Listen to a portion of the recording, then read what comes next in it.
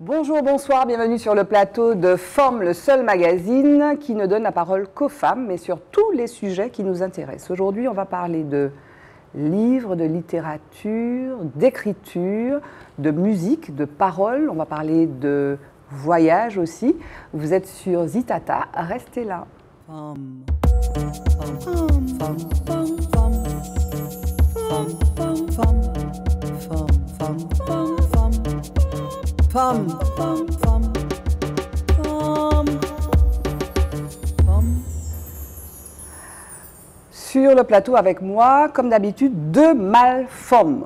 À ma droite, Marie-Josée Ali. Salut Barbara. À ma gauche, Victor Laszlo. Comment allez-vous, mesdames? Mais très très bien. Bien. Très heureuse d'être sur ce plateau. Fort bien. Fort bien. La musique. J'adore la musique du générique. Vous a mise dans l'ambiance. Le groove. Non, mais c'est vrai, hein, c'est super. Femme sous tous ses états, dans tous ses Dans états. tous ces états, voilà. Femme, femme, femme. En tout cas, merci d'être là. Donc, on va parler, je l'ai dit tout à l'heure, d'écriture, de mots et de musique aussi. Mais je vais vous laisser vous présenter. Parce que c'est toujours intéressant que les gens se présentent. Alors, Victor. Donc, je m'appelle Victor Laszlo. Je suis née en Bretagne d'un père martiniquais et d'une mère grenadienne. Je me sens 100% martiniquaise. Et j'ai commencé dans la vie par sortir des disques, produire des disques. Donc, je chante depuis 35 ans à peu près. J'ai 13 disques à mon actif. Et j'écris, je publie des livres depuis 2010. Tu publies, mais tu écris des livres. J'écris depuis l'âge de 12 ans. J'écris des histoires depuis l'âge de 12 ans. Mais ils sont publiés depuis 2010 et voilà, je viens de terminer le 6e. Alors, si tu permets, tout à l'heure, on va avoir des petits extraits, on a des petits dossiers, mais bon, ça se trouve sur Internet. En termes de chansons, ça nous fait plaisir. Donc, alors, tu as écrit effectivement 13 albums avec de super tubes. Cry Me a River, Canoë Rose. J'avais oublié Canoë Rose, moi. Ah là là. Ça date de 87. Breathless aussi, j'avais oublié, mais ça marquait une époque, effectivement. Et Cry Me a River aussi, c'était une... c'est quoi? C'était Pleurer des rivières. Voilà, Pleurer des rivières. Julie London.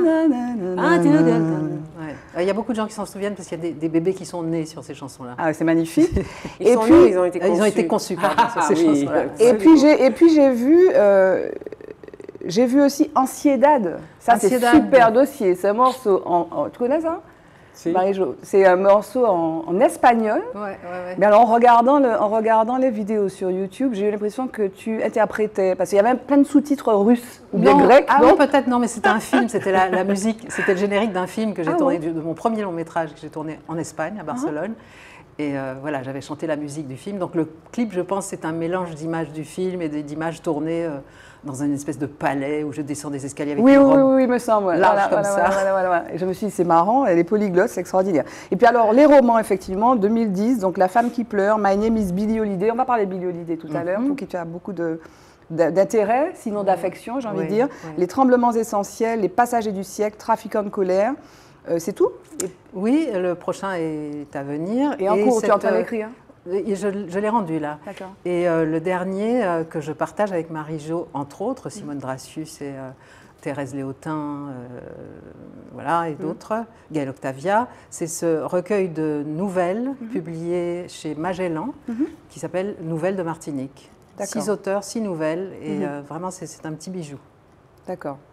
Et donc tu es vraiment, tu as beaucoup de cordes à ton arc, et on va expliquer comment on passe de l'un à l'autre, puisque ma deuxième invitée, Marie-Josée Ali, est à peu près sur le même registre, touche à tout, mais il y a un fil conducteur qui serait peut-être l'écriture. Non, je touche pas, tout me touche.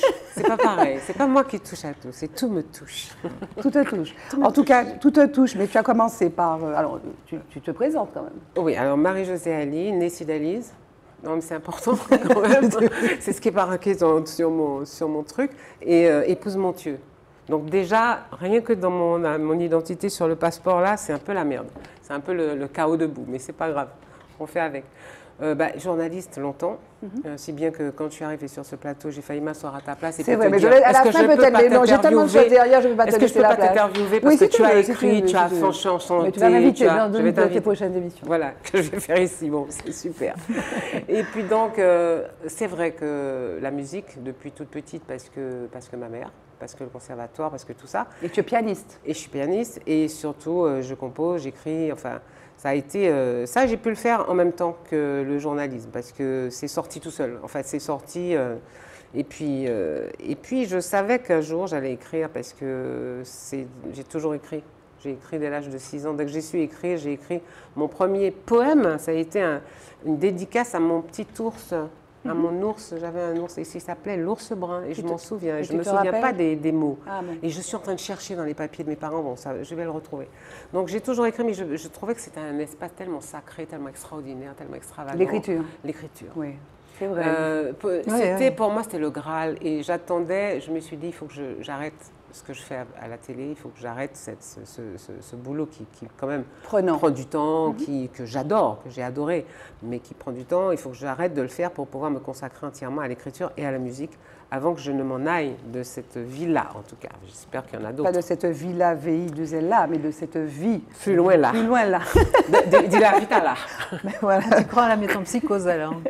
Ouais, non, pas vraiment à la métempsychose, mais bon, j'ai la vanité, je manque totalement d'humilité. Je suis très humble pour tout, sauf pour ça. J'espère vraiment que c'est pas fini quand c'est fini. Donc oui. c'est un peu... Et tu y crois aussi, toi? Je ne sais pas que j'y crois, non, mais je l'espère. Je l'espère aussi. Fini quand mais cela dit, je pense que c'est bien fini. Malheureusement, peut-être qu'on va revivre comme des fleurs. Qu'est-ce que tu voudrais faire? Donc, tu veux faire quoi après? Je veux regarder le monde. Mais le monde quoi? Tu vas tu veux regarder le monde se détruire. Je veux regarder le monde des vivants parce que je suis sûre qu'on a une capacité de vie telle que malgré tout ce qu'on est en train de faire pour le détruire et nous détruire, on s'autodétruit. Malgré toute cette espèce d'entreprise d'autodestruction, on a le sens de la vie. C'est notre instinct. On a un instinct de conservation. De quoi? Oui, bien sûr. On a un instinct de survie et je veux voir comment l'homme va s'en sortir. Mais on a un instinct aussi de guerre aussi. Oui, mais ça va avec. Ça n'est pas que l'instinct de survie c'est le yin et le yang, en fait. La médaille, elle a deux faces. Et il y a aussi... Si je peux terminer sur ce que je... Oui, vas-y, s'il te plaît. Donc, j'utilise beaucoup tous les reportages et tous les trucs. J'ai rencontré des personnages formidables. Lesquels? Le plus formidable? Ne me dis pas Aimé Césaire, tu as déjà écrit sur lui, on va en parler tout à l'heure. Bon, à part Aimé Césaire. À part Aimé Césaire, j'ai rencontré deux personnages formidables dont je me souviendrai toute ma vie. Un personnage qui était au fin fond de la jungle de la Guyane, de l'Amazonie, et qui était le chef des Indiens, qui fait d'ailleurs un des personnages, je lui ai donné une autre vie dans le convoi, dans mon premier roman. Et c'était un personnage extraordinaire. Il m'a juste appris ce que c'est qu'un peuple premier. Et comment le regard d'un peuple premier sur la vie est différent de celui que nous pouvons avoir. Nous qui sommes des gens, on est tous arrivés en même temps dans cette partie du monde, quasiment. Les uns étaient sur le pont, les autres étaient dans la cale, mais on est arrivés en même temps pour s'installer dans un pays, dans des contractions, des douleurs, des souffrances extraordinaires. Mais l'habitant premier avait été pulvérisé. Et les peuples premiers... Et l'autre personnage qui m'a beaucoup frappé, c'est un Kanak. C'est un jeune Kanak qui s'appelle Wallace Kotra, c'est mon ami. Ah oui. Qui est extraordinaire. Qui est extraordinaire et qui m'a ouvert la porte. Qui m'a ouvert la porte de la Kanaki. Et j'ai découvert qu'on pouvait tout le temps parler en disant des choses. Parole inutile, ça n'a pas qu'existé là-bas. Il a eu assise allez. Non, mais au crépuscule sur le tapis. C'est ça, c'est-à-dire que chaque parole kanak, d'abord, c'est soufflé. Et puis, il y a un sens. Il y a un sens qui est en accord qui est en symbiose avec le ciel, la terre, avec des choses. Ça respire. Et j'ai beaucoup de respect pour ce peuple-là. C'est enraciné. Voilà. Donc, c'est les deux personnes. Et alors, comme par hasard, c'est du peuple premier. Donc... Et tu as fini, Marie-Josée? Oui, j'ai fini. Alors, mais toi, tu as écrit aussi des chansons et des tubes caressés, moins, notamment, mais pas que. Tu as écrit des albums et puis tu es venue aussi au livre, tu l'as dit, Le Convoi, le premier. Oui. C'était en quelle année? C'était en quelle année? En 2018. Non, pardon, 2017. Les tremblements essentiels. C'était en même temps que les tremblements. Oui, parce qu'on a 2015 fait la alors. 2017. Bon. Non, 2015. 2015. C'est moi qui ai... Oui, moi j'ai les dates. 2015. Moi, je ne sais plus. Donc, Une semaine et un jour, 2020. Ouais. Et puis, Entretien qu'Aimé Césaire dernièrement. Et puis, donc, entre-temps, il y a le recueil de poésie, il y a le recueil de nouvelles. J'ai écrit un truc aussi un recueil, un livre d'essais pour la Syrie, pour les femmes en Syrie. Enfin, bon, il y a...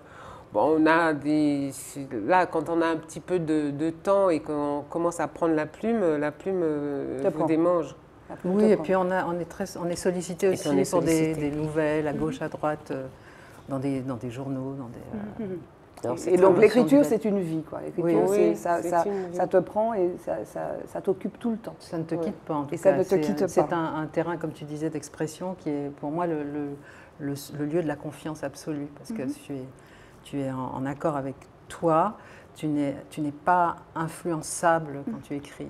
Et tu es maître, enfin, excusez-moi, mais j'ai l'impression qu'on est maître, on est créateur, quoi. On est le créateur, c'est vrai qu'on est Dieu hein, avec ces personnages, même si je pense que beaucoup d'écrivains diront que les personnages, à un moment ou un autre, finissent par te mener par le bout du nez. C'est quand même toi qui décides ce que tu veux en faire, s'il meurt ou s'il vit. Je sais pas, moi j'ai plutôt, oui, c'est vrai, s'ils meurent aussi de vivre, mais c'est pas ça qui est le plus important, la mort ou la vie, c'est plutôt ce qu'ils font de leur vie ou ce qu'ils font de leur mort, et ça, c'est eux qui décident. Enfin, j'ai eu l'impression, moi, que mes personnages ne me laissaient pas le choix. C'est-à-dire que souvent, je me retrouvais dans un espèce de truc, je suis en train d'écrire, je dis, mais où est-ce que je vais là? Comment je vais me sortir de cette merde? Dans quelle merde je suis? Mais il y a une espèce de logique des personnages qui t'emmènent vers des choses qui sont un petit peu... qui leur appartient. Voilà. Et c'est ça la magie du truc. Et c'est vrai qu'on écrit sous le regard de l'époque dans laquelle on vit, sous le regard du peuple dans lequel on est. Moi, je tourne autour du pot avant d'écrire un truc sur la Martinique. C'est vrai que on est contraint du coup. J'ai pas une contrainte. J'ai vraiment peur d'écrire sur la Martinique. Attends, retiens l'idée, c'est intéressant. Victor n'est pas tout à fait de cet avis. Non, je dis que c'est pas une contrainte, c'est un besoin. C'est un besoin. Moi, je le sens pas comme une contrainte. Le premier texte que j'ai écrit, La femme qui pleure, est pratiquement basé sur des souvenirs que j'ai d'enfants en Martinique. Mais bon, le rapport n'est pas le même. Marie-Jo a été élevée ici. Moi, je suis arrivée ici pour la première fois, j'avais 9 ans. Donc, mon lien et mon appartenance à la Martinique est différent. Donc, j'avais besoin, moi, d'aller rechercher tout ce qui pouvait me dire et me faire sentir martiniquaise. Parce que, envers et contre tout, même si je ne suis pas née ici, alors que ma sœur est née ici, je me sentais plus martiniquaise que tous les membres de ma famille. Mais Marie-Jo dit autre chose. Marie-Jo dit, est-ce que ça ne s'apparente pas à une forme de censure? Il ne faut pas blesser, c'est ça l'idée? Non, c'est pas de la censure, parce que bon, je me suis rarement censurée dans rien du tout. Donc, quand on a choisi de faire ce métier-là, enfin le journalisme que j'ai connu moi, c'était un journalisme qui voulait essayer le plus possible de donner la parole à tout le monde parce qu'il pensait que chaque téléspectateur avait sa propre responsabilité de décider. C'est un exercice qui est compliqué. Il y a un moment où tu as envie d'écrire à la première personne, mais tu passes quand même 40 années de ta vie à écrire pour que tout le monde s'y retrouve. Donc, c'est pas l'idée de censure. L'idée, c'est de ne pas faire de peine. De peine. Oui, parce que dans un roman, moi je crois que je suis beaucoup plus cruelle, aussi bien avec mes personnages qu'avec moi-même. Je suis beaucoup plus cruelle que je ne suis dans la vie. Dans la vie, je suis d'une grande tolérance. Il ne faut pas toucher mes enfants, il ne faut pas me marcher sur les pieds, sans quoi je deviens dingue. Mais je suis absolument tolérante et j'écoute beaucoup et je suis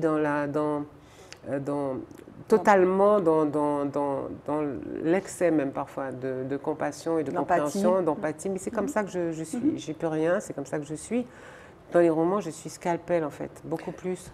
Et je termine, c'est pour ça que je dis que c'est par rapport à ma vie en Martinique, il y a plein de choses que j'ai envie d'écrire sur la Martinique. Là, je suis en train d'écrire mon roman, là, je suis en plein dedans, le Ponguédon, c'est le passage entre le milieu bourgeois, ça fait partie des choses qu'on reproche beaucoup, qu'on entend beaucoup dans les réseaux sociaux, le milieu bourgeois de Fort-de-France, qui était le centre-ville, et puis la rive droite. Et cette passerelle, ce pont-là, qui pour moi est un pont, qui était une passerelle qui m'a toujours attirée, vers laquelle voilà, j'invente cette... mais avant de vraiment rentrer là-dedans et de m'immerger complètement et de laisser mes personnages m'emmener là où j'ai peut-être pas forcément moi, avec mes raisonnements, avec mes cloisonnements et les libertés qu'on ne s'autorise pas. Peut-être que je n'ai pas envie d'y aller, mais je sais que je vais y aller. Donc, c'est vrai que c'est un exercice complètement difficile. J'ai beaucoup tourné autour du pot. Le premier roman, c'est l'Amazonie. Le deuxième roman, c'est Paris. Puis le troisième, finalement... ça va être la Martinique. Entre-temps, je fais des essais sur ça. Et je sais que celui-là, je vais avoir à le défendre plus fort.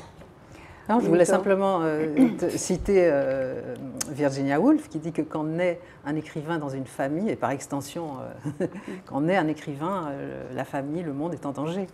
Donc c'est à ça que tu te frottes quand tu dois toucher à un sujet qui est sensible. Quand tu écris sur... Pas seulement sur les tiens. Moi, moi, je le ressens que quand j'écris sur la Martinique. Mais pourquoi tu dis qu'il ne faut pas faire... C'est juste parce qu'il faut pas faire de la peine. Parce que je pense que ma vie ici, c'est pas seulement ça. J'ai été beaucoup malmenée en Martinique. Oui, beaucoup, oui. Parce que j'ai fait aussi beaucoup de choses... Des excès. Oui, on te l'a reproché. Et je ne me rendais pas compte de ce que ça représentait pour les gens. Donc, je ne veux pas me tromper. Par exemple, juste petit, avant de passer au focus, mais juste comme on en parle, le texte que tu as écrit récemment, Réveillez-vous, réveillez-nous avec les réseaux sociaux, tu as pu être attaqué sur ça. Oui, j'étais menacée de mort. Mais ça, je m'en fous par contre. Ça, je suis, comme on dit, Mandobo Daye Samagadi. Ça, je m'en tape. J'ai été... On te dit que tu es une petite bourgeoise. Je suis une petite bourgeoise. Alors, ce qui m'a fait rigoler... Qu'est-ce que tu réponds à ça? Ben, rien, parce qu'en fait, ce qui est drôle, c'est que le mec qui a écrit ça, je ne sais pas, le mec, le nana, Auteuil, Passy, enfin, tu vois, il cite le triangle, machin, il a une référence totalement française. Alors, c'est pas ça. Qu'ici, non, si je l'ai trouvé ici, la bourgeoisie, ici, c'était le centre-ville de Fort-de-France. C'est une réalité. Non, j'ai envie de lui dire, il faut revoir votre copie. La bourgeoisie, c'était le centre de Fort-de-France. Oui, je suis une petite bourgeoise, une petite bourgeoise révoltée. Ça existe. Bien sûr. Et puis heureusement qu'il y en a. Et puis heureusement qu'on peut se tenir par la main, se serrer la main et puis essayer de faire un petit peu collectif. Et puis tu peux faire ton taf aussi en étant petite bourgeoise. Mais tu as compris ces attaques-là que rendaient possible d'ailleurs les réseaux sociaux avec une violence, avec vraiment beaucoup de hargne. En fait, c'est-à-dire que je m'y attendais parce que j'ai vécu bien pire que ça. Franchement, on m'a accusé de tuer mes enfants, on m'a accusé d'organiser des partous avec des ministres. Enfin bon, j'ai eu droit à tout. Tu as eu droit à tout, c'est vrai. Comme j'ai eu droit à tout. Parce que tu étais journaliste, tu étais exposée. Oui, ben voilà, comme j'ai eu droit à tout, je suis un petit peu vaccinée. Je sais que ça va se produire. Et puis surtout, ce qui me remonte en mémoire, c'est que je croise des gens en fait. Bon, j'habite le Diamant, ma maison elle est là-bas et je croise des gens tous les jours et je les vois. Et tout l'amour qu'on me donne, qu'on pense largement, et c'est le problème de la Martinique, je crois qu'il est là. C'est-à-dire que ceux qui parlent sont ceux qui en ont gros sur la patate. Et c'est une minorité quand même qui est dans l'extrême. La majorité silencieuse, il faut qu'elle arrête d'être silencieuse. Dans tous les domaines. Dans tous les domaines, parce que c'est ça le pays. Et le pays est petit aussi, et les gens ont peut-être peur. Et c'est vrai que les réseaux sociaux, il n'y avait pas ça à l'époque. Quand toi, tu t'es exposée parce que tu étais journaliste, malgré ce que tu disais, tes excès, mais il n'y avait pas cette parole libérée qui trouve un écho avec les fameux réseaux sociaux, où effectivement, l'ultra-clépidarianisme, le fait que les gens qui parlent fort, mais c'est eux qui font peur, et ils prétendent parler. Mais d'une certaine façon, c'est une parole masquée. Aussi. Ça reste une espèce d'anonymat. Moi, je me souviens d'une dame dans une voiture qui me croise, qui baisse sa vitre, qui me crache à la figure en me disant si c'était moi qui t'ai tué, tellement la dame était persuadée de son truc. Là, tu rencontres la vraie, je lui dis mais non, mais mes enfants sont vivants. Et tu parles avec elle. Et je parle avec elle. Et elle comprend. Et elle s'arrête, elle est interloquée. D'abord que je m'arrête pour parler parce qu'elle a tellement de haine. Mais c'est ça même, c'est sa vie, c'est son problème. C'est ses problèmes qui lui sont remontés à la surface. Je sais tout ça. Je sais tout ça. Et je pense que je suis très, très vaccinée. Les réseaux sociaux, bon, franchement, c'est tease à fait. Je pense qu'aujourd'hui, c'est les grands médias, parce que ça existe. Les gens, ils regardent. Les gens, ils regardent. Si les grands médias font leur travail et qu'ils ne sont pas en train de courir après les réseaux sociaux, on peut se battre. Mais il faut faire son boulot, quoi. Victor voulait dire quelque chose. Non, c'est un exemple que tu prends ici, mais qui est symptomatique de toute cette période dans le monde entier. Ce ne sont que les voix, ces voix-là qui se sont fait entendre, et les majorités silencieuses, on ne les a pas entendues. Ce ne sont pas elles qui descendent dans la rue, qui n'ont pas l'habitude de s'exprimer, qui n'ont pas l'habitude forcément de cracher sur les réseaux sociaux, via les réseaux sociaux. Et donc, effectivement, c'est cette... Ils sont un peu démunis face aux réseaux sociaux. Ils se retrouvent sidérés aussi, tout le monde est un peu sidéré. Ouais, ce matin, j'ai rencontré... Quand on m'oppose un argument du style « Ah, mais c'est de toute façon, c'est mon Dieu qui a décidé si moi, mais si mon carré en vie. » Voilà. Qu'est-ce que tu veux opposé à ça. On ne peut pas dire ailleurs. Donc là, c'est la perplexité. Quand on te dit oui, mais c'est la France qui nous envoie les vaccins sont pas bons, les vaccins ont fait des expériences sur nous. Qu'est-ce que tu veux sortir? Qu'est-ce que tu veux répondre? Il y a un moment où c'est juste, il faut s'imposer le silence. Il n'y a pas d'argument. En fait. Nous, ce qu'on avait choisi de faire à l'époque, on a fait, quand on a choisi de faire cette opération là, il y a 2 mois, c'était simplement, on s'était rendu compte que finalement, la seule chose qu'on pouvait dire, c'est voilà, moi j'ai fait ce choix-là. J'ai fait ce choix-là en mon âme et conscience pour telle et telle raison. Et voilà, après, chacun est... Après, ce qui doit prévaloir peut-être, c'est la sincérité. C'est quoi le proverbe, Marie-Jo? Là où tu es chiant, enfin il existe en français. Oui, c'est ça. Tu dis qu'il a la rage, donc on va toujours trouver une bonne raison de monter au créneau. Et je crois qu'il y a de bonnes raisons de monter au créneau. Oui. Et le problème, c'est qu'on est en train, ici en Martinique, puisqu'on parle, je pense qu'on parle du Covid, sans dire. Tu sais qu'ici, en fait, j'ai rarement parlé de ça. Non, mais c'est tellement dans l'actu que bon, mais comme tu as fait cette tribune, bon, on en parle. C'est très symptomatique, en fait. C'est pas... Enfin bon, on n'en parle pas. Allez. Non, je vous propose qu'on voyage. Mais on va parler du Covid, mais d'une autre façon, à travers le film qu'on va voir juste après, l'extrait de film après le jingle Focus.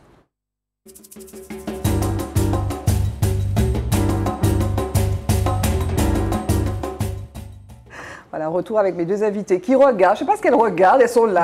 Oui. Le plateau, il est super. On regarde, il y a 3 chabines, quoi, en fait. Ouais. Alors, Victor Laszlo qui se regarde, Marie-Josée Ali qui se regarde, 3 folles, quoi. En tout cas, je suis très, très contente, Marie-Jo, de t'interviewer. C'est la première fois que je t'interviewe. Ouais, c'est drôle, hein. C'est jamais génial, produit. Donc, c'est un grand honneur pour moi. Oh mon Dieu, c'est un grand honneur d'être interviewée par vous, Madame Barbara Jean-Élie. Nous plaît. Cry Me a River, c'est après, c'est tout à l'heure, Victor, Cry Me a River. Donc, mais on regarde l'extrait de Céline Montfort, du film de Céline Montfort, là, en Indonésie.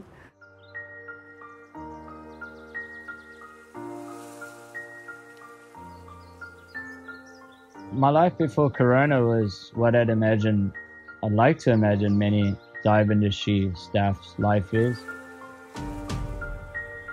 Saya sangat menikmati pekerjaan saya. Karena pekerjaan saya bisa bertemu dengan begitu banyak orang. At the beginning, to be honest, all of us, I think, thought it's nothing. It's a virus. That will come, that will go very fast. Yeah, we did not thinking ever that will affect us such a long time. Then just not having a hot shower anymore, or not having full electricity working, and have to being a bit more aware. These are things on an island that you really start to miss. Karena kita tidak menghasilkan uang seperti sebelumnya. Untuk saya itu sangat sulit karena saya mempunyai keluarga, mempunyai 3 anak yang masih kecil. How we make us survive until now in this very difficult, challenging year? Yeah, it's actually a good question. I have no idea how we have done that. I think this virus has made people a lot more grateful, and I think it's made people a lot more accepting. But I don't think it's changed who we are. I will always be a diver. That's what I will always do, and that's what I've always done. And I don't think anything in the world will ever stop me from doing that. Adanya banyak ikan yang bisa dilihat di atas karang-karang, dan ada karang yang bertumbuh dengan baik. This is a chance to change that a little bit to make it just better than before. Crises are chances. 2020 for me has, strange as it might sound, been a great year. Like one of probably my best years ever. Financially a disaster, emotionally a wonder. Hanya waktu yang bisa mengatakan, tetapi kita bisa berharap. Ok. Sweet and Sour. Donc c'est un film, un très joli film. Donc on a vu un extrait un peu long de Céline Montfort. Enfin, j'ai voulu qu'on le repasse parce qu'on l'a reçu dernièrement par Skype. On l'a reçu par Skype, mais le son n'était pas très bon. Donc je voulais qu'on voit ça plus en longueur. C'est un moment de respiration. Alors l'histoire de Céline Montfort que tu ne connais pas. Je ne connais pas. Non, non. Donc Céline, c'est une Martiniquaise de 35 ans qui vit actuellement à Tenerife, mais qui a vécu, en fait, qui est nomade.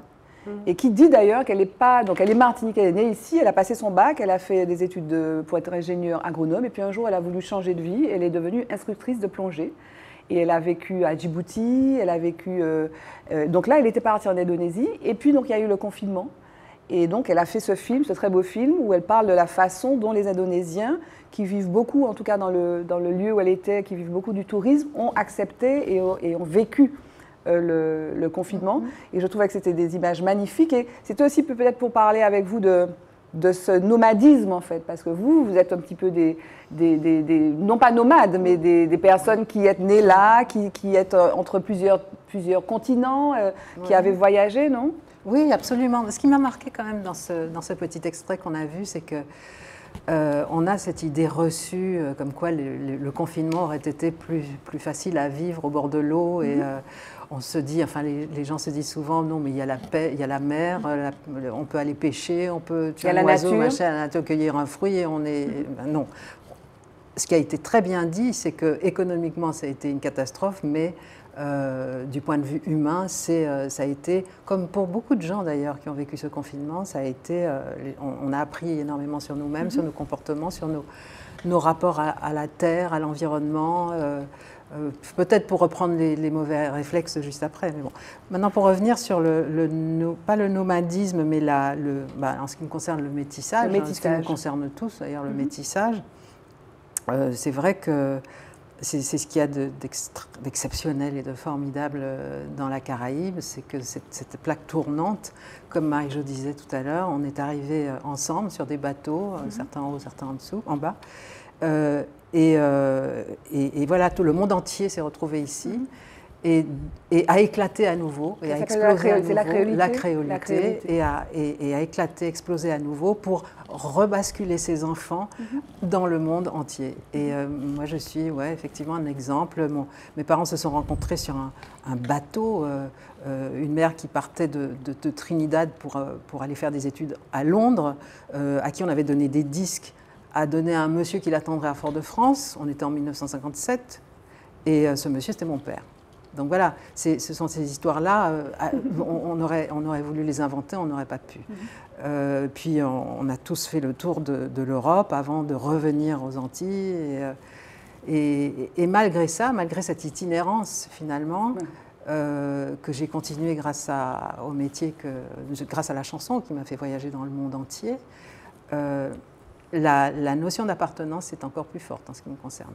C'est vrai, tu te sens enraciné. Comment ici. Et comment tu cultives ça? Est-ce que c'est pas finalement, est-ce que dans cette itinérance, on ne mythifie pas le pays d'origine? Non, je ne pense pas que je le mythifie, parce que on m'a souvent et très longtemps renvoyé le fait que je ne faisais pas de musique pour mon pays, que je ne chante pas en créole, que ah ouais, mon âme là, je fais le film de José Ayotte, Nord-Plage. Mais après, je retourne vivre à Paris, donc je ne suis pas vraiment implantée, etc. Donc j'ai eu suffisamment de regards de reproches pour comprendre que je me sentais peut-être martiniquaise, mais il fallait que je gagne mon appart. Oui, c'est ça. Ma légitimité. Merci. Il fallait que je gagne ma légitimité, et ça se fait progressivement.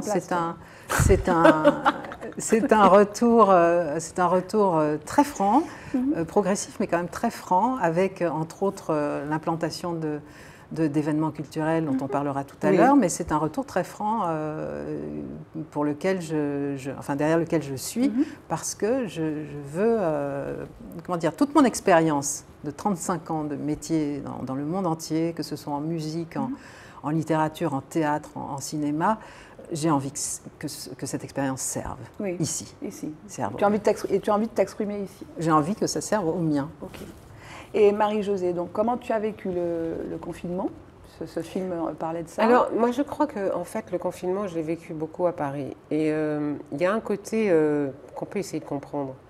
À Paris, le confinement, c'est du domaine de la science-fiction totale. C'est-à-dire qu'on habite un film de science-fiction qu'on a vu passer, qu'on a regardé en se disant, en rasant les murs avec des masques, des trucs. Enfin bon, on est dans un film, ça ne va pas durer. Ça ne peut pas durer.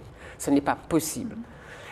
Et puis il y a le confinement tel qu'on le vit en Martinique. Parce qu'à un moment, j'étais tellement en train d'étouffer et tout, que je rentre chez moi, parce que le diamant, c'est chez moi, et puis j'ai ma maison là.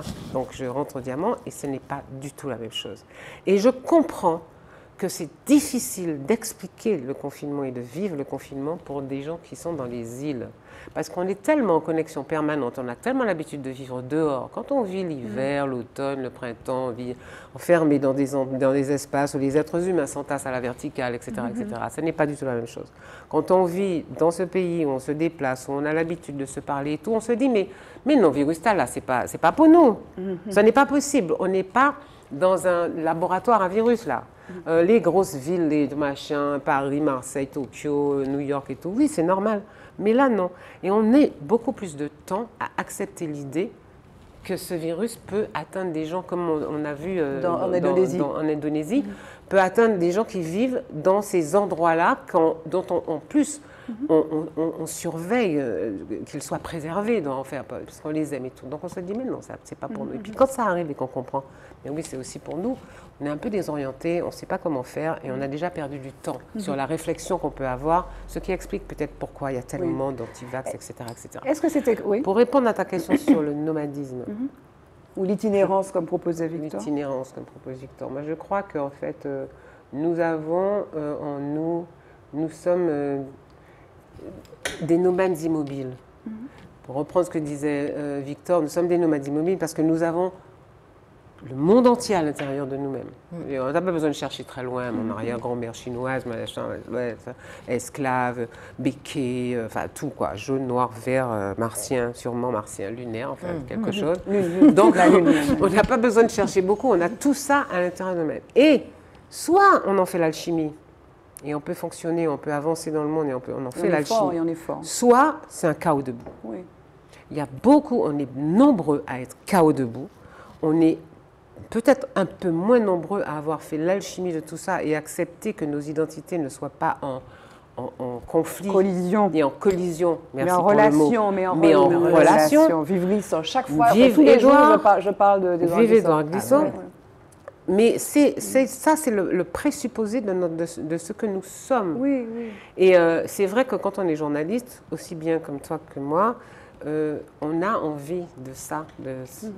Je l'envie de se balader partout dans le monde, de rencontrer les êtres humains. C'est ce que tu as fait aussi, leur vie. Oui, mais c'était vraiment c'était mon vœu le plus cher, c'était ça. Rencontrer l'humain, c'était rencontrer l'humain partout. Partout. Et l'humain partout. Alors moi, savoir comment il se débrouille avec sa vie. Partout. Oui. Et c'est comme ça que tu t'ouvres la tête et que tu comprends mieux ce que tu es dans le monde, ce que toi-même tu es dans le monde. Mais, et pour terminer, c'est le côté qui t'a moins, c'est diamant. Toi, tu as raciné, ça c'est facile. Moi, oui, voilà. Et en fait, je suis même obsessionnelle parce que je vote ici, mon compte en banque est ici, enfin, je paie mes impôts ici, enfin, voilà. Non, mais tu exprimes par cela ce que tu dis, c'est-à-dire que tu es créole. Tu es créole, donc mais tes racines sont là. Mais tu peux être bien partout, tu es bien partout. Ah mais pour le coup, oui. Tu peux être bien partout dans le monde. Qu'est-ce que vous pensez? Je pense que c'est une école, justement. Oui, qu'est-ce que vous pensez des frontières? C'est une discussion que j'aurais voulu avoir avec Céline. Et d'ailleurs, on vient au fur et à mesure, parce que votre festival, le Festival Écriture des Amériques, je dis vôtre, mais en fait c'est toi qui t'en occupes, Victor, depuis 2 ans, en Martinique, puisque c'est un festival qui existe effectivement depuis 20 ans, et qui se tient en Guadeloupe et les îles de Guadeloupe. Les îles de Guadeloupe, pardon, et en Martinique. Donc Festival d'Écriture des Amériques. Il y a beaucoup d'histoires qui parlent de ces frontières qui existent, n'existent pas, de sagas, d'ailleurs, de frontières à travers l'espace, à travers le temps. Mais je voudrais qu'on s'arrête sur l'histoire de frontières. Qu'est-ce que vous pensez des frontières? Qu'est-ce que vous pensez? Parce que être martiniquais, tu vois, tu t'enracines, c'est là, c'est pays moins. Mais c'est pas... Attends, vas-y, Victor. Il y a la notion d'île aussi qui est très spécifique. Oui. Moi, j'ai été élevée en Europe, en Belgique en l'occurrence, avec un père qui travaillait pour la Commission européenne, donc biberonné à l'école européenne, donc j'étais biberonnée à l'Europe. Donc l'Europe, déjà, c'était une construction qui conservait des frontières. Au début, qui essayait d'annuler ces frontières économiquement, culturellement. Enfin, c'était vraiment le libre-échange, ce qu'on est en train de perdre petit à petit avec le Brexit et d'autres pays qui sont en train de menacer de partir. Donc cette notion de frontière, pour moi, déjà, elle était problématique. J'ai vécu avec cette idée que la frontière, c'est l'homme qui se la crée, même si je suis bien consciente, quand on regarde l'Afrique, et ce que les colons ont fait de l'Afrique, ces frontières abjectes qu'ils ont créées d'une façon complètement sans tenir compte des différentes ethnies, des antagonismes, des guerres, tout ça. Je pense que c'est une des raisons d'ailleurs pour laquelle l'Afrique est dans ce marasme aujourd'hui. Donc les frontières sont dans l'homme, mais ça n'est pas un calcul géopolitique, la frontière. C'est pas possible. C'est pas possible, c'est faux. Une frontière telle qu'on les connaît en Europe ou en Afrique, ce sont des frontières qui n'ont, pour moi, pas de sens. C'est des constructions. Ce sont des constructions de l'homme et qui ne sont pas inscrites ni dans la nature, ni dans la nature profonde de l'homme, ni dans la circulation des êtres et des choses. En revanche, les Antilles, l'île, elle est par nature, c'est un territoire par nature entouré d'eau. Moi, je trouve qu'ici, on a quand même une chance extraordinaire, c'est qu'on a cette conscience de l'archipel, parce qu'on voit les îles voisines. Donc on n'a pas non plus l'isolement que certaines îles au milieu de... La Nouvelle-Calédonie, enfin quoi que la Nouvelle-Calédonie, il y en a plusieurs, mais oui. Oui, mais le fait de voir... La Réunion, par exemple. Oui. La Réunion, c'est différent. La Réunion, les Indiens, ils se sentent loin de tout.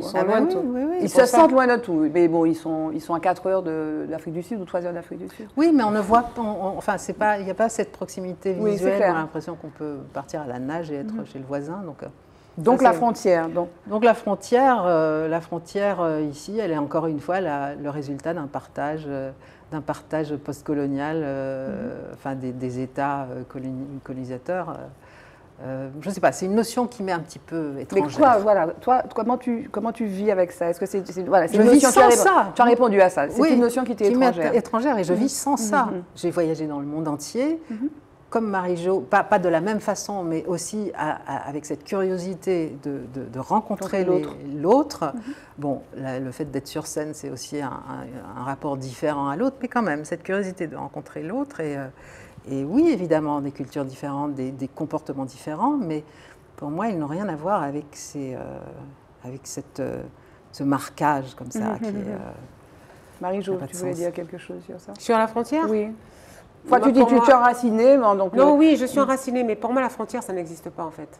C'est un aménagement administratif. Voilà. Je déteste l'administration, je déteste remplir les papiers, j'ai pas le charme, moi, ça m'emmerde de passer la police et tout. Bon, c'est un arrangement administratif.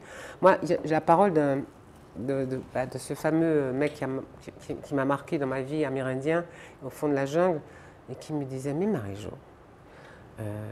c'est bien. On partage la terre, on met des frontières, on met un carré là, ça c'est à moi, ça c'est à toi.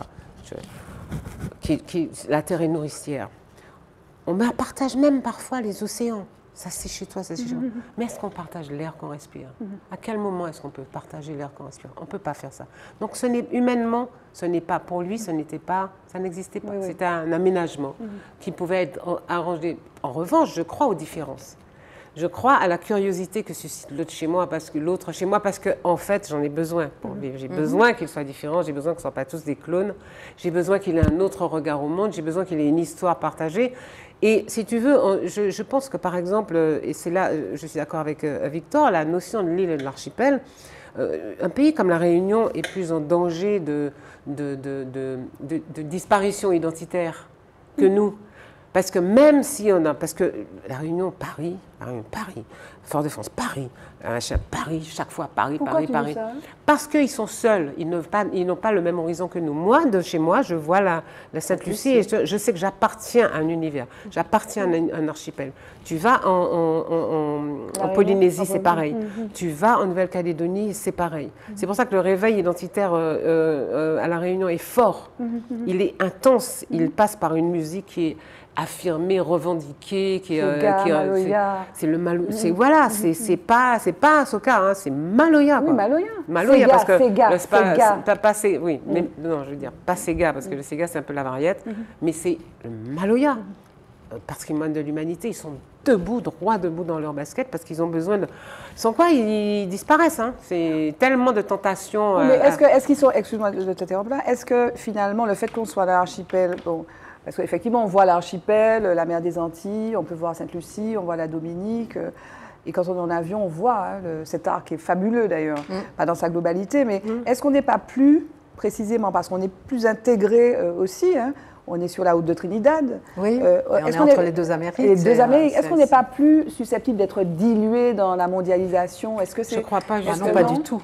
Je crois qu'au contraire, et le 6e continent de Cali, c'est-à-dire nous, la Caraïbe, il n'existe pas encore.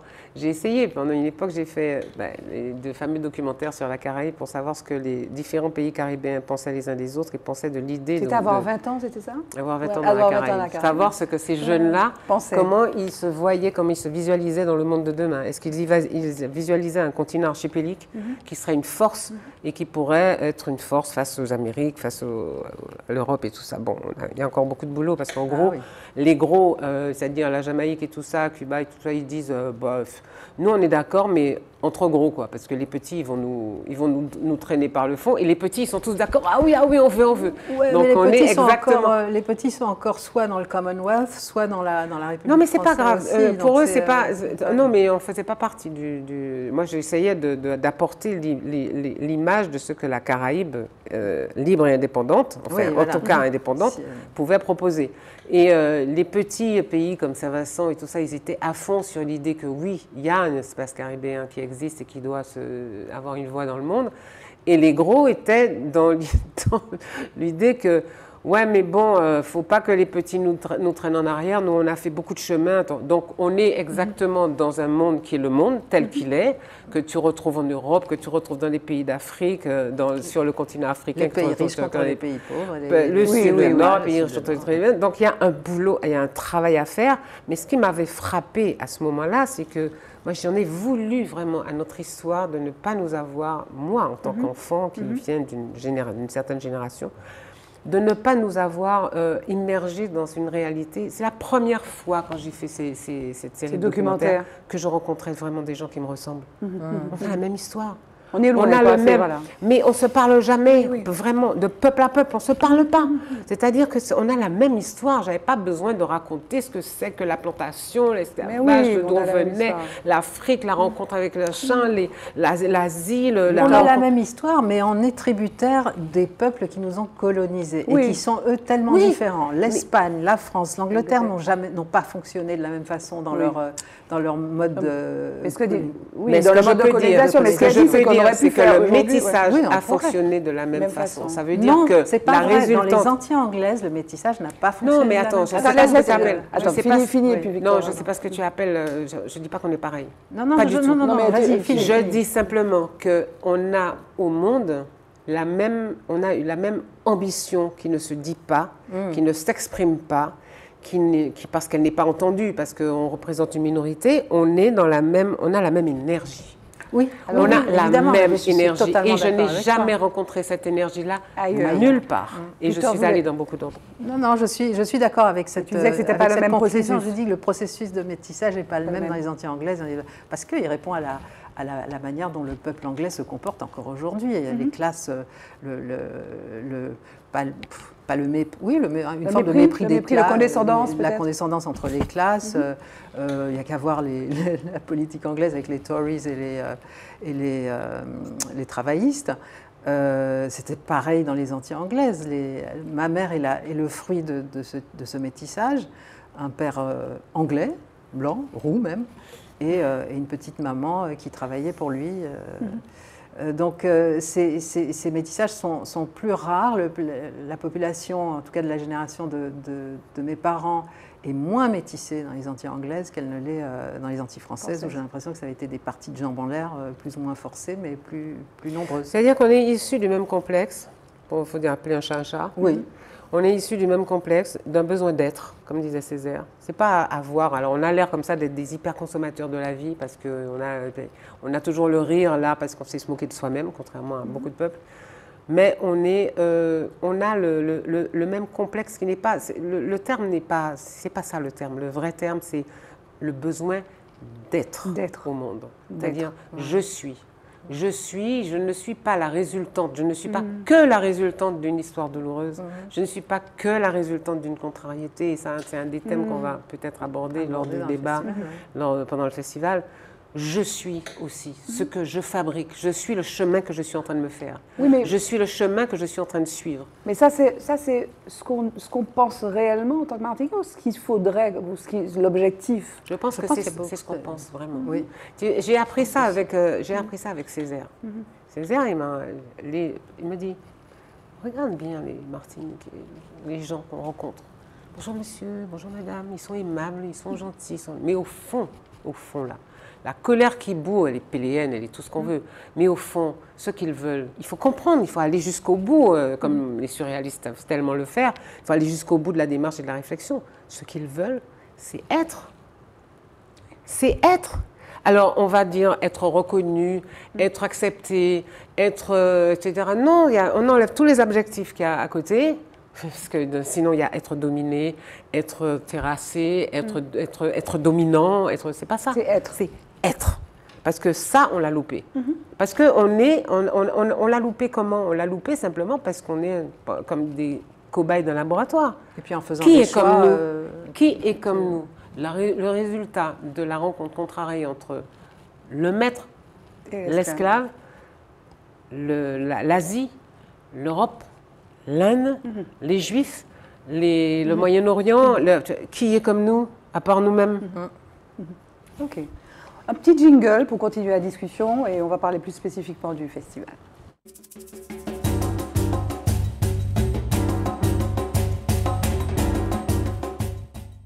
On est bavarde, oui, elle dit qu'on est bavarde, et il ne reste pas tellement de temps. Donc il y a tellement de choses à dire en même temps et c'est passionnant, hein, mesdames. Merci, madame. Avec madame Marie-Josée Ali et madame Victor Laszlo sur le plateau de Forme. Alors, Festival Écriture des Amériques, un festival littéraire avec des écrivains qui parlent de famille, qui parlent aussi de cette façon de passer au-dessus des frontières et aussi des frontières du temps. Il y a donc Marie-Josée Ali, Miguel Bonnefoy, Julien Delmer, Irène Frein, Victor Laszlo, Lance Weller. C'est Weller qu'on dit? Lance Weller, oui. Donc le fil conducteur, c'est héritage. Oui, héritage, c'est le motif, on va dire, de cette année, parce que c'est vrai que les romans présents ont tous racontent tous, quelle que soit l'époque à laquelle ils se situent, ils racontent tous une histoire qui nous tombe dessus plus ou moins volontairement, en tout cas dont nous sommes les héritiers, avec laquelle il nous faut composer pour construire ensuite. Donc nous ne sommes pas que le fruit de notre héritage. Comme disait Marie-Jo tout à l'heure, nous construisons sur ce que nous sommes, sur ces bases-là. Et cette année, donc, nous avons invité bon, c'est une année qui a souffert aussi, évidemment, comme beaucoup d'événements, des stop and go dus à la pandémie, mais qui nous permet quand même de réunir ces 6 écrivains autour de ce thème dans des lieux, pas seulement dans des lieux mémoriels, parce que c'est vrai qu'au départ, le choix des lieux est très important, puisque moi j'avais très envie que le festival s'inscrive, soit le festival des Martiniquais. Donc les lieux choisis ont une importance, comme la soirée d'inauguration à Belfort par rapport à la lézarde d'Édouard Glissant, qui court tout autour des bananeraies de Belfort, le brunch littéraire à la Pagerie qui n'est pas seulement le lieu de vie de Joséphine, qui n'est plus seulement ça, puisqu'ils ont totalement repensé la muséologie et qui remet aujourd'hui au centre du lieu la présence de l'esclave, la présence des Martiniquais. Donc c'est aussi ou des Africains. Des Africains. C'est pour cette raison-là que nous nous installons, que nous sommes accueillis et que nous partageons des alliances, on va dire, avec ces lieux-là et que nous comptons pérenniser. Il y a aussi la Fondation Aimé Césaire. Il y a la Fondation Aimé Césaire. Tu parles des lieux. Absolument. Qui, alors elle, c'est un lieu qui me flanque la chair de poule chaque fois que j'ai la chance d'y aller. Où cette fois-ci nous aurons l'écrivain Julien Delmer qui a une très belle performance de spoken word, de slam, pendant laquelle il dit du Aimé Césaire. Il est lui-même complètement imprégné. Je pense que c'est Césaire qui lui a donné envie d'écrire. C'est la connaissance de Césaire qui lui a donné envie d'écrire. On a le Chilien Miguel Bonnefoy, on se retrouve à Sainte-Marie, au Diamant. Et l'idée, alors à un moment, un peu provoque, parce qu'il y a plein de livres, je crois qu'il y a 67 000 bouquins qui sont édités en France chaque année, enfin c'est un truc extraordinaire, même si dans le monde, je crois que c'est 5 000 par jour. Plus que ça. Mais en France, les rentrées littéraires, c'est une horreur. C'est entre 500 000 et 700 000. Par ouvrages qui sont édités, mais le nombre de sorties, pas d'exemplaires, hein, mais c'est le chiffre. Alors j'ai lu ça. Alors, le chiffre d'affaires des éditeurs est passé, donc ça a un peu baissé, mais globalement, voilà, en France, 97 000, plus, voilà, effectivement, 97 326 titres ont été publiés en 2020, un petit peu en recul par rapport à 2019. Mais il y a plein de livres, on a l'impression que les gens lisent moins. J'ai envie de lire, pour provoquer un peu un festival littéraire, pourquoi faire, Victor? D'abord, c'est encore un des secteurs de la culture qui se tient pas mal. Parce que les gens qui lisent. Non, mais il y a des gens qui écrivent beaucoup, on va dire. Il y a de plus en plus de gens qui écrivent. Je pense que les époques que nous vivons nous donnent envie de nous exprimer peut-être plus souvent par la plume. Pourquoi un festival littéraire? D'abord parce que moi, je trouve que c'est un festival qui est intime, qui est itinérant, qui le matin emmène les écrivains dans les écoles, dans les lycées, qu'on est dans une dynamique de réinsuffler le désir d'écriture dans l'enfance, dans l'adolescence, que c'est très important. La Martinique est un territoire d'écrivains. Il y en a énormément, mais il faut continuer à produire et à entretenir ce qui sera l'avenir de la littérature martiniquaise. Pourquoi un festival en Martinique? Parce que ce type de festival n'existait pas en Martinique. Pourquoi nous n'aurions pas un festival? Et puis, c'est intéressant aussi de croiser les regards. Miguel Bonnefoy, je crois que c'est ce qui est intéressant, parce que finalement, il y a la grande mémoire, avec un M majuscule, comme la grande histoire, avec un H majuscule, celle qui nous a emmerdés à l'école.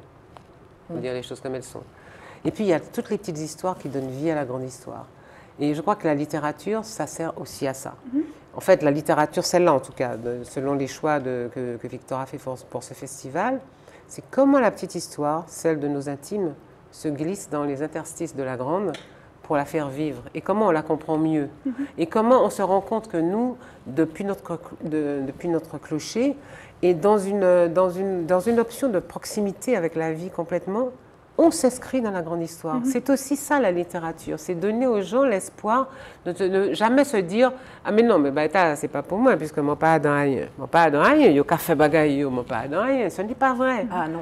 Tout ce que nous faisons, chacun dans sa petite histoire, en bas de son clocher, au bout du petit matin, au bout de la petite plage, dans son espace de vie, tout ce que nous créons, toutes les haines, les espoirs, les besoins, les envies que nous avons, sont témoins d'une époque, sont témoins d'un moment, sont témoins d'un mouvement, sont témoins d'une action.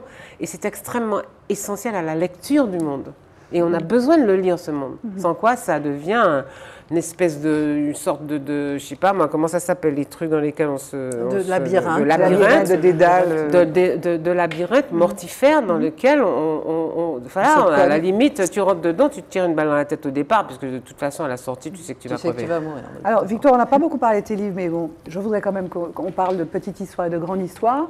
Toi, tu es intéressé vraiment, c'est beaucoup ton écriture, ça, mêler cette grande histoire, notamment la Shoah, l'esclavage, à ces histoires de vie qui constituent la grande histoire. Oui, et ce parallélisme aussi. Tu as écrit beaucoup sur ce parallélisme entre la Shoah, donc qui implique des millions de Juifs qui sont exterminés dans les camps, et puis donc ce destin tragique des Africains, de la traite négrière, mais qui débouche quand même sur la créolité, et puis qui on est, quoi. C'est un sujet qui m'est tombé dessus. Je m'interroge depuis très très longtemps sur cela parce que comme mon histoire martiniquaise, mon histoire africaine m'a été plus ou moins cachée. Moi, je suis arrivée en Martinique, j'avais 9 ans. Mon père fait partie de cette génération qui refusait de parler de ça. Nous n'avons pas été, nous ne sommes pas des descendants d'esclaves, etc. Donc, j'ai l'histoire des Juifs de l'Est, hein, pas seulement la Shoah, mais toutes les persécutions depuis la nuit des temps des Juifs de l'Est, est arrivée en remplacement de ma propre histoire. Donc quand j'étais petite, je faisais des rêves, j'étais cachée dans un piano et j'entendais des bottes d'Allemands qui disaient « Raus, raus !» Allez, va savoir pourquoi. Et puis un jour, ces 2 trucs se sont télescopés, je me suis rendu compte de qui j'étais, d'où je venais vraiment. Et puis j'ai commencé à observer autour de moi les antagonismes qu'il y avait entre ces deux mémoires qui étaient chahutées, qui étaient mises en concurrence. Et ça m'était insupportable. Et donc c'est monté. Et comme tu disais tout à l'heure, quand dans l'écriture on pose des questions, auxquelles on arrive à répondre grâce au texte. Et c'est vrai que là, la grande histoire, la petite histoire adossée à la grande histoire, nous offre une lecture humaine. Qui est vraiment humaine, qui est vraiment dans ce que nous sommes. Dans les Alors sens. l'autre, parce qu'il nous reste très peu de temps, mais c'était quand même l'occasion d'explorer un petit peu ton univers. Aussi, c'est Billie Holiday, en 2 mots. Billie Holiday, cette espèce... Alors tu as chanté Billie Holiday, tu l'as interprétée aussi sur scène, mais tu as une passion pour cette femme. Pareil, j'ai rencontré cette voix et elle m'a fait peur au début. Et la première fois que je suis montée que j'ai écrit des chansons, j'ai préparé un spectacle, j'ai voulu qu'il y ait une chanson de Billie Holiday, mais que j'avais complètement détournée. Et puis progressivement, vous savez, comme les choses grimpent sur vous au fur et à mesure, je me suis dit qu'il y avait une légitimité à l'interpréter. J'ai une tendresse folle pour cette femme qui était... Elle est fragile, elle est forte. Qui est à la fois fragile et forte, mais qui était une bonne vivante et qui a sorti de son marasme et de sa tragédie de la beauté pure. C'est clair. Donc, qu'est-ce qu'on veut dire encore? Il nous reste un petit peu de temps. Qu'est-ce qu'il faut dire encore sur ce festival? Il faut dire surtout... musique aussi, il y a beaucoup de... Je dirais qu'il y a quelque chose de commun à tout, parce que bon, à la limite, c'est Victor qui a fait le choix des écrivains. Il y a effectivement quelque chose sur la transmission, sur des questions qui sont des questions essentielles qu'on doit se poser aujourd'hui, savoir si, voilà, c'est quoi notre espace de liberté en fait, à la sortie de tout ça. C'est un peu la question dans les débats qu'on va avoir. Par rapport à l'héritage. Par rapport à l'héritage. Oui. Quelle est notre marge de liberté? On en a parlé quand même. Oui, on en a parlé. Et c'est marrant parce que mon bouquin, c'est pareil. C'est l'histoire d'un héritage sur plusieurs générations de femmes. C'est qui se passe entre 2 catastrophes, entre 1788 et une semaine un jour. Puis voilà, et les attentats au Bataclan, c'est dans Paris, etc. Donc, je pense qu'on est assez nombreux. Et dans cette partie du monde, il y a une façon d'écrire. Que ce soit le chilien, que ce soit... Enfin bon, je regarde... j'ai lu tous les bouquins. Irène Frein, c'est un truc un peu particulier, mais bon, c'est la Bretagne. Elle a le champ du large dans la plume. Et Lance Weller, il est d'une violence qui est... Il y a quelque chose, il y a une manière d'écrire avec les sens. Dans cette partie du monde, en fait, dans ces écrivains qui sont là. Moi, j'ai lu leur bouquin, j'ai pas encore fini celui de Lance Weller. Et Bonnefoy aussi. Bonnefoy, mais c'est génial. Oui. Héritage. C'est des grandes sagas. Oui, c'est des sagas un peu à la Gabriel Garcia Marquez. Voilà, on écrit avec tout, avec l'odorat, avec le regard, avec le toucher, avec le goût, enfin, c'est une écriture sensuelle. Voilà, c'est une écriture sensuelle et poétique. Et voilà, c'est ça qu'on va proposer. C'est ça que Victor propose en fait. Victor... Il faut simplement, c'est important de le rappeler que pour le brunch de la pagerie le 21 novembre et pour la fondation La Maison Aimé Césaire le 20 novembre, il faut aller chercher ses places sur bisouc.com, elles sont gratuites. Bisouc.com, Festival Écriture des Amériques, les 2 événements sont listés et on peut trouver ces places-là, ça c'est important. Alors, parce qu'il y a une jauge en fait. C'est pas encore fini, mais il y a quand même il y a 2 passages obligés. L'homme qui vous a le plus influencé, mesdames. Victor. Dans le temps... Oui. Bon, évidemment, c'est banal de dire mon père, mais je dirais que le dernier homme qui m'a vraiment marqué, c'est le docteur Denis Mukwege. Ah oui, qui est prix Nobel de la paix 2020, qui s'occupe des femmes qui sont violentées, qui sont violées, qui sont laissées pour mortes dans le cadre de la guerre au Congo et notamment du Kivu. Oui, Il me semble, du Nord Kivu, oui, c'est qui est ça. un homme extraordinaire et Voilà. qui répare. C'est celui qui répare les femmes. en L'homme fait. qui répare les femmes. Denis Mukwege. Pour lequel, effectivement. Et tu l'as rencontré? Oui, oui, je fais je participe à des événements pour sa fondation chaque année depuis 6 ans, je crois. Et moi j'ai eu l'occasion de travailler avec une jeune femme comment elle s'appelle, mon Dieu, Salomé. Ah, bref, qui a fait un documentaire sur lui. Ah, Maud Salomé? Maud, oui. Maud, mais c'est ma filleule. Ah, mais Maud, j'ai travaillé avec Maud Maud. Salomé. Enfin, voilà, Maud Salomé. Voilà, tu vois, voilà. Bon, sur le plateau, Maud. Bon, Maud, ben, ça, a fait- je m'en vais, Maud hein, qui parce que là- est belge, qui est Congo-belge. Oui, c'est Ben, ma- Maud, j'ai c'est ma travaillé avec filleule. Maud. C'est Et ma Maud, alors pour filleule. la petite histoire, c'est une autre femme. On va diffuser un extrait d'ailleurs dans un prochain des films de Maud. Maud, en fait, on travaillait à Traces. Et, Oui. et Maud est venue ici parce qu'il y a eu une exposition qui avait été faite à La Villette, qu'avait organisé M. Martial, Jacques Oui, Martial. Jacques Martial, oui. C'était la fabrique créole où. oui, non, mais voilà. je me souviens très Et bien. Maud est allée et elle a découvert qu'il y avait une immigration congolaise en Martinique. Oui, elle et a après, fait elle est un venue reportage ici, sur elle a les fait un Congos. super reportage sur les Congos. Ouais. On va recevoir Maud Ah oui, il faut. par Skype une fois que ce sera stabilisé. Mais c'est une fille extraordinaire, qui est très Ah, qui est- militante, Ouh là là là là. qui Elle est très- d'une violence. qui est très énervée, mais qui est très intéressante. Et elle a fait un super, mais qui est extrêmement dur, Oui, oui, sur oui, Denis sur Mukwege, oui, Maud oui, Salomé. oui. Voilà. T'as vu, il faut parler. Hein. Ah oui, il faut. Voilà. Oui, il faut pas. Marie-Jo, l'homme qui t'a le plus influencé. Ben, l'homme qui m'a le plus influencé, d'abord, c'est une femme. C'est courant sur le Pardon. plateau de forme, mais oui, voilà. Ouais, non, c'est une femme et en fait, elle n'existe pas. Ah, Elle est dans ma tête. bon, mais Elle me parle tout le temps. Mais elle va t'écrire. Elle était une petite fille, non, franchement, non, alors je vais avoir l'air d'une folle, Oui. mais c'est quelqu'un c'est une femme qui est sur mon épaule et qui me parle de temps en temps et on dit bien qu'il m'influence, hein. C'est ton ange, quoi. On va dire ça comme ça, au mon démon. Et Je tu ne l'as sais appelé, pas. tu l'as appelé comment? Je l'appelle pas. Elle vient toute seule.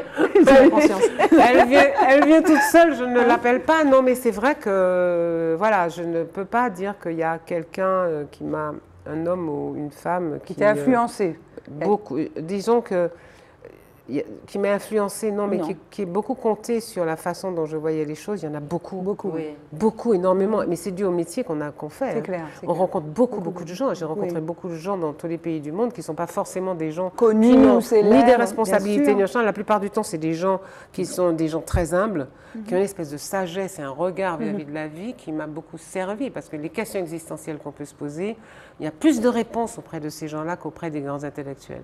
À Probablement. mon avis. Enfin, moi, c'est ce que j'ai ressenti.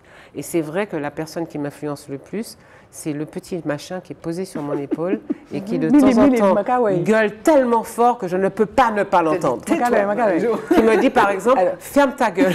Non, je ne vais pas te dire ça, mais il y a un petit jingle juste, et puis réfléchis au mot de la femme. C'est le dernier mot de cette émission.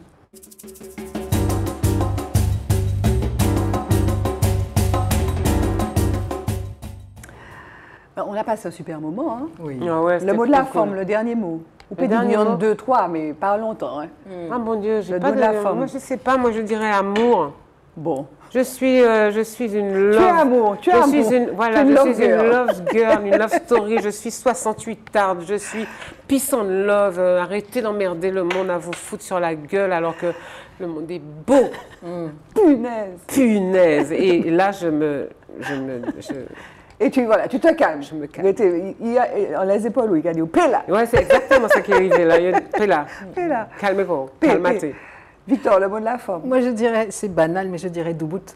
Parce que j'ai l'impression d'avoir courbé le dos toute ma vie. Ah et bon oui, d'avoir été dans le sens de, parce que je ouais. voulais plaire, parce que et ça fait quelques années là qu'il y a un truc qui m'a poussé là, une colonne vertébrale qui m'a poussé, et après ça m'a doubout. Ou doubout, Et c'est le moteur du reste de ma vie. Génial. En tout cas, j'étais ravie de vous avoir sur ce plateau. Pas péri. Ouais, je pleure parce que je te quitte. Barbara, pourquoi tu nous En tout cas, non. Merci à Alors, toi. les gens ont l'impression, parce que des fois sur l'Internet, il y en a qui ne sont pas contents.